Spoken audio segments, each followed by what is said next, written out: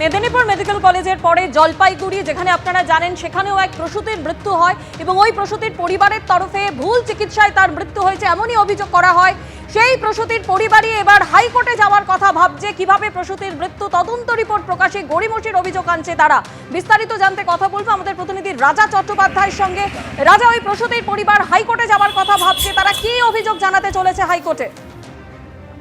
দেখো, যেটা পরিবারের তরফ থেকে জানানো হচ্ছে, তুমি জানো যে এর আগে এই মৃত্যুর ঘটনার আগে কিন্তু তারা বারবার সরব ছিল যে সেখানে কোনো ওষুধের কোনো গাফিলতি ছিল কিনা বা ইঞ্জেকশন বা স্যালাইনে কোনো গাফিলতি ছিল কিনা, এই নিয়ে কিন্তু বহুবার তারা কিন্তু সরব হয়েছিল। শেষ পর্যন্ত 24 দিন লড়াই করার পর সেই প্রসূতির কিন্তু মৃত্যু হয়।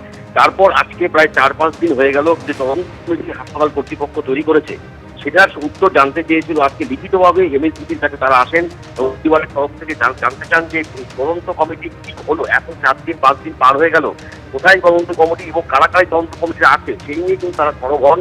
এবং যেটা পরিবারের তরফে অভিযোগ করা হচ্ছে যে এমএসবিটি সহ একাধিক যে স্বাস্থ্য অধিকারকর্তা রয়েছে তারা কিন্তু তাদের সাথে দেখাও করেননি এবং যে অভিযোগপত্র সেটাও তিনি গ্রহণ করেননি বলে অভিযোগ করেন। বাধ্য হয়ে তারা চিন্তা ভাবনা করছেন যে আর কিছুদিন তারা দেখবেন, এখনো ওই প্রস্তুতির কাজ সম্পন্ন হয়নি। সেটা বলেই কিন্তু তারা কিন্তু হাইকোর্টে দ্বারস্থ হচ্ছে। এই কিভাবে এই প্রস্তুতির মৃত্যু হলো, এর পেছনে গাফিলতি কাদের কাদের ছিল, সেই নিয়ে সর্বোচ্চ হাইকোর্টের সর্বোচ্চ পরিবার পক্ষ থেকে। ধন্যবাদ। আমরা 20 তারিখে একটি অবজেকশন দিয়েছিলাম। সেই অবজেকশনের দিকে তাকিয়ে হয়তো 5 জনের কমিটি গঠন করেন।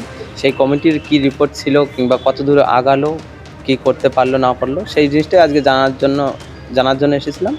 কিন্তু আমাকে আজকে আমরা যেটা লিখে নিয়েছিলাম সেই রিসিপ্টটিও দেয়নি, কিংবা আমাদের আজকে যেটা আসছে তার কিছুই হয়নি। পুরোপুরি ক্লিয়ার যে বিষাক্ত কিছুতেই হয়েছে, স্যালাইন হোক, এখন হাইকোর্টে মুভ করতে হবে, তাছাড়া এখান থেকে কিছু হবে না। আমরা 2-4 দিন নাগাদই আমরা হাইকোর্টে যাব হয়তো। মেদিনীপুর মেডিকেল কলেজের সাসপেন্ডেড চিকিৎসক পল্লবী বন্দ্যোপাধ্যায়কে রক্ষা কবচ দিল কলকাতা হাইকোর্ট। আপনারা জানেন যে 13 জনকে সাসপেন্ড করা হয়েছিল, তার মধ্যে পল্লবী বন্দ্যোপাধ্যায় তিনি কলকাতা হাইকোর্টে মামলা করেন। সেই মামলায় তাকে রক্ষা কবচ দিয়েছে কলকাতা হাইকোর্ট। আমাদের সঙ্গে এই মুহূর্তে টেলিফোনে রয়েছে প্রতিনিধি সৌভিক মজুমদার। সৌভিক, এই নির্দেশ দিতে গিয়ে মহামান্য হাইকোর্ট কি বললেন? দেখো, কলকাতা হাইকোর্টের মাননীয় বিচারপতি তীর্থঙ্কর ঘোষ তিনি এই রক্ষা কবচ দিয়েছেন এবং রক্ষা কবচ দিতে গিয়ে তিনি বলেছেন যে কলকাতা হাইকোর্টের তরফ থেকে পরবর্তী নির্দেশ না দেওয়া পর্যন্ত চিকিৎসক পল্লবী বন্দ্যোপাধ্যায়ের বিরুদ্ধে কোনো রকম কড়া পদক্ষেপ পুলিশের তরফ থেকে গ্রহণ করা সম্ভব হবে না, অর্থাৎ পুলিশ কোনো কড়া পদক্ষেপ গ্রহণ করতে পারবে না।